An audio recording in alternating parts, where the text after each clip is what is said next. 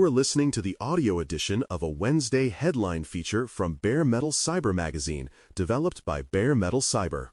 This piece is for the leaders who have to sign off on risk and transformation, look at identity dashboards that do not agree with each other, and still answer a simple question from the board. Can we trust the identities in this system enough to move faster, not slower, over the next few years? Picture a late-night call with your Chief Information Security Officer, CISO, your Chief Information Officer, CIO, and a couple of business leaders. A major cloud initiative or an artificial intelligence, AI, rollout is on the line. You have workforce directories, human resources, HR data, cloud identity consoles, and application admin panels all trying to describe who has access to what. None of them quite match. Someone asks whether a particular group of administrators still needs the level of access they have. The silence on that question is not about technology. It is about trust in the underlying identity story. That moment is often where identity bankruptcy becomes visible. Identity bankruptcy is not usually a single disaster.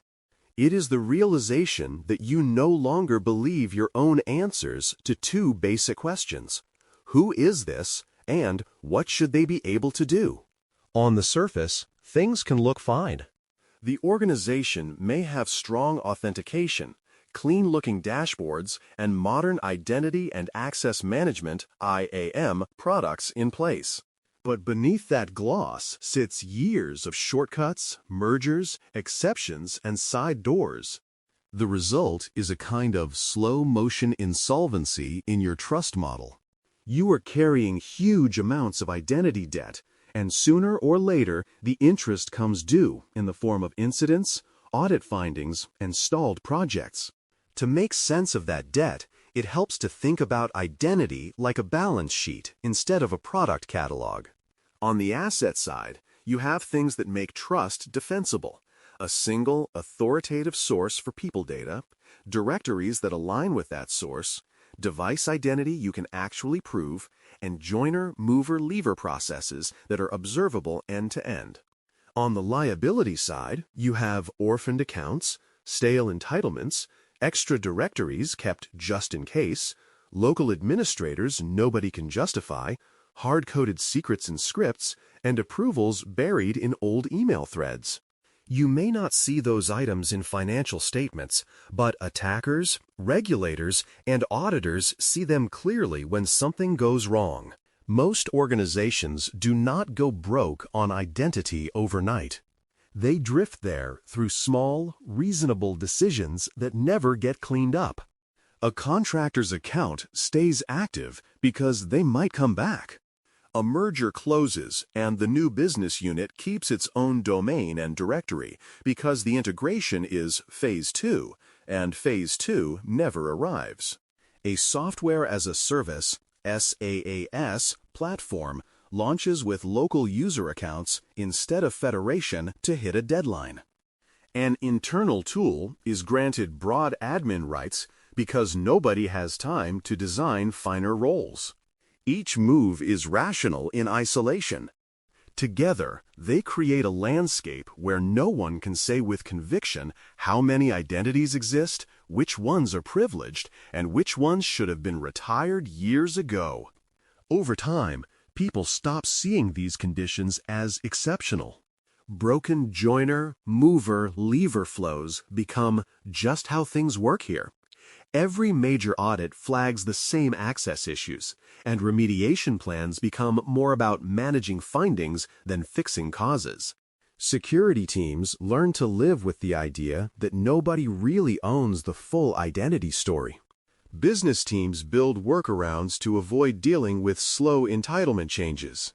Developers hang on to old credentials because requesting new access is painful. Identity debt becomes part of the culture. When a serious incident finally lands on the table, the team discovering it is almost never surprised by how twisted the identity paths turn out to be. From here, it is worth looking more closely at that identity balance sheet. Identity assets are anything that increases the clarity and reliability of who is this and what can they do. A clean HR system that truly defines who works for you is an asset. A primary directory that accurately reflects that system is an asset. A device inventory that associates machines with people and roles is an asset. Well-defined roles for key applications tied to real business responsibilities are assets. These are the things that let a leader say, under pressure, that access lines up with how the organization actually works. On the other side, identity liabilities compound quietly. Orphaned accounts sit untouched long after someone has left the company. Service identities run with overly broad permissions because nobody wants to risk breaking an integration. Old domains and directories hang around after mergers. Temporary access grants become permanent because nobody schedules the cleanup. New cloud services and SaaS tenants are spun up by teams who never connect them back to central identity governance. Each of these items adds to the pile of trust you are extending without real visibility. You are paying interest every day in the form of investigations, manual reviews, and the simple anxiety of not knowing. Identity debt grows fastest where the organization changes quickly. Mergers and acquisitions bring in entire identity ecosystems that are allowed to coexist indefinitely. Cloud migrations introduce managed identities, keys, and platform policies that sit partly outside traditional governance. SaaS adoption creates a layer of local users, roles, and tokens controlled by business units, not by central security. AI initiatives attach new processing capabilities to datasets defined by half-trusted identity models. In that kind of environment, it is easy for a leader to underestimate how many trust assumptions now depend on identity data that nobody owns end-to-end. The real danger shows up when your trust signals stop making sense. On paper, your environment looks strong. Multi-factor authentication, MFA, is widely deployed. Risk-based policies are in place. Devices are marked compliant. Logs feed into nice-looking dashboards. But under those signals, the mapping between identities, entitlements, and real-world responsibility has drifted. A risk engine flags an unusual login only for the team to realize the account belongs to a long-departed contractor whose access was never removed. A Zero Trust Network Access, ZTNA, confidently allows a system account to reach a sensitive database, yet no one can explain why that access was ever granted. The controls are behaving as designed, but the identity story they rely on is wrong. Modern identity-centric controls assume that if enough signals line up, the underlying trust is sound. The user appears known, the device appears compliant, the role looks appropriate, and the behavioral pattern falls within the baseline, so access is granted. Identity bankruptcy corrupts those assumptions. The known user might actually be a reused or shared account. The compliant device might be a lab machine that multiple people use with no real ownership. The baseline may include months of quiet misuse.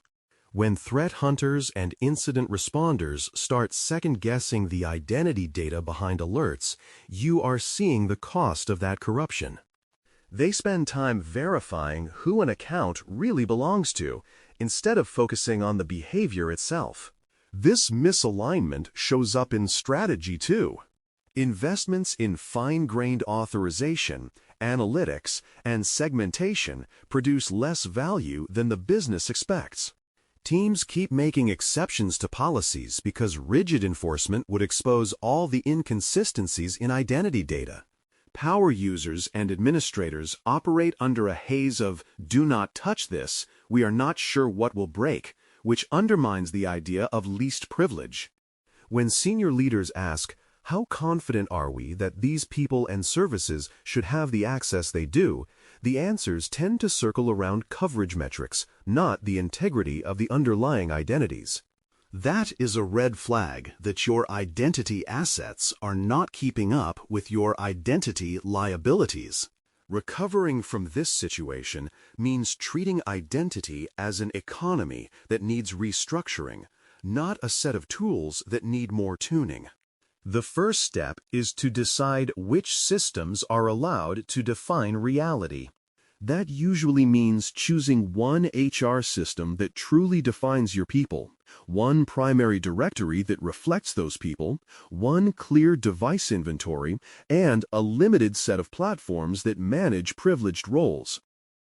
Anything outside those circles starts life as a liability until proven otherwise. This is not purely a technical move. It is a negotiation between security, information technology, IT, HR, and business leadership about who owns which part of the truth. Once you have those sources of truth, the next step is to rebuild lifecycle discipline around them. When someone joins the company, changes role, or leaves, that event should propagate through identity systems in a way you can explain, observe, and defend. For a cloud-native company, that might mean tight integration between HR, cloud directories, and SaaS provisioning systems that update within minutes. For a regulated financial institution, it might mean replacing manual entitlement spreadsheets with structured workflows and attestations tied to specific roles and responsibilities. Whatever the model, the standard has to be simple. If you cannot follow the lifecycle for a given identity from beginning to end, you cannot claim to fully trust its access. Restructuring identity also demands sequencing. It is not realistic to clean up every legacy domain, every service account, and every SaaS tenant at once. Leaders have to decide which parts of the environment need the most trustworthy identity in the next year or two. That may be high-value privileged roles, cross-domain access paths in hybrid architectures, or the identities behind AI assistants that can see sensitive data. By declaring a few areas where identity integrity is non-negotiable and then following through on that stance, you create islands of real trust. Over time, as more critical systems move into those clean zones, the balance sheet starts to look different. Leadership behavior is what turns this from an engineering project into a durable change. One helpful mental model is the idea of identity credit limits. Instead of allowing unlimited local administrators, unlimited standalone identity stores, or unlimited exceptions to central policies, you set explicit limits aligned with your risk appetite. You might cap the number of privileged accounts in a domain, the number of applications allowed to maintain their own user directories, or the duration of temporary access elevations. When a team wants to go past those limits, they should explain why, in the same way they would justify taking on more financial risk. Write-offs matter as much as limits. Legacy directories, unidentified service accounts, brittle scripting patterns that hide credentials, and old applications with opaque entitlements are all forms of identity debt. Periodically, leaders need to back structured efforts to write that debt off. That may mean decommissioning a legacy domain, forcing a re-onboarding into a new identity pattern, killing a dangerous integration, or retiring a control overlay that gives a false sense of assurance. Those decisions are rarely painless. They may slow a project, require retraining, or demand budget that was earmarked elsewhere. But they also send a clear signal that the organization is no longer willing to carry invisible identity liabilities indefinitely. Metrics are the way you tell whether these moves are changing the story. Instead of relying only on control coverage numbers, leaders can ask for a small set of identity health indicators. What percentage of workforce identities are anchored in the authoritative HR source and primary directory? How many privileged roles exist in core domains, and what is their age distribution? How many orphaned or dormant accounts did the organization find and close in the last quarter? What share of critical applications are integrated with centralized identity rather than running their own user stores? The goal is not to create a new compliance industry, but to track whether identity assets are growing and identity liabilities are shrinking. All of this loops back to the heart of identity bankruptcy. When you lose trust in your own identity data, every control and dashboard built on top of it starts to wobble. You find yourself explaining away inconsistencies instead of preventing them. Threat detection becomes harder. Regulatory conversations become more stressful. Strategic initiatives like cloud consolidation or AI adoption carry an extra layer of risk because you are never quite sure whether access decisions map to the real world. The issue is not that the organization lacks controls. It is that those controls are operating on a compromised picture of who and what should be trusted. Turning that around is not about a single program or product. It is about adopting an identity balance sheet mindset at the leadership level. When new platforms, mergers, or major projects appear, one of the first questions becomes, does this move improve our identity assets, or does it add more debt? When teams propose quick fixes that involve bypassing central identity, the conversation includes the long-term cost to trust, not just the near-term gain in speed. Over time, that shift in framing changes budgets, project plans, and architectural decisions in a way that quietly but steadily reduces your exposure to identity bankruptcy. A useful next move is straightforward. Ask your teams to sketch their version of the identity balance sheet for your organization or for a critical business area. What do they believe are the real assets? Where do they see the worst debt? Which identity write-offs feel overdue but politically difficult? You are not looking for a perfect inventory. You are listening for whether people have a shared mental model of trust, debt, and solvency in identity. The answers will tell you how close you are to running out of trust and how ready your organization is to rebuild it on purpose rather than by accident. Thanks for listening.